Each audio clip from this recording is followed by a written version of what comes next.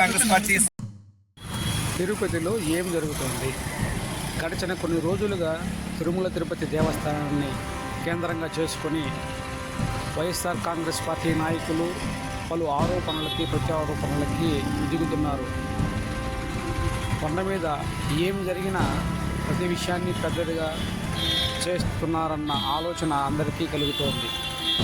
ఈ నేపథ్యంలోనే తిరుపతిలోని ఎస్వి గోశాలలో గోవులు రోజుకి 10 చొప్పున చనిపోతున్నాయి.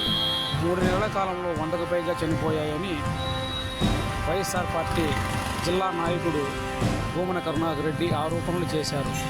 ఈ ఆరోపణల దుమారం రేగి అధికార కూటమి పార్టీ నేతలకి సమాధానం చెప్పుకోవలసిన పరిస్థితి ఏర్పడింది.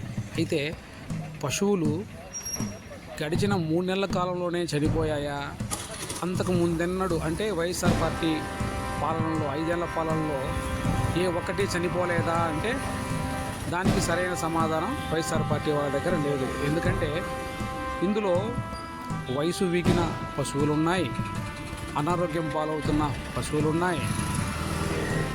ఇలా రోజుకు కొన్ని చొప్పున వందలాది పశువుల్లో కొన్ని చనిపోతూ ఉండడం పరిపాటి అని అధికారులు చెబుతున్నారు. ఇది సహజ. అయితే విషయం రాజకీయ రంగు పులుముకున్న కారణంగా అధికార ప్రతిపక్ష పార్టీలు ఒకరి మీద ఆరోపణలు ప్రత్యారోపణలు చేసుకుంటూ తిరుపతి వాతావరణాన్ని వేడెక్కిస్తున్నారు.